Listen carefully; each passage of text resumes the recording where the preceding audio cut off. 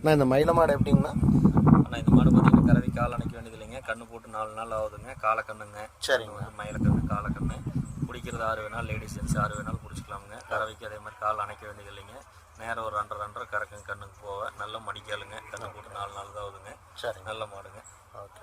இதோட விற்பனை விலை என்னங்கண்ணா? விற்பனை விலை 59,000 சொல்கிறோங்க. 59,000 அனுசரித்து கொடுக்கலாங்க. சரிங்கண்ணா. கண்ணு காலக்கண்ணு. கண்ணு காலக்கண்ணுங்க. ஓகே. கண்ணு போட்டு 4 நாள் ஆகிருக்குது. காலை கன்று.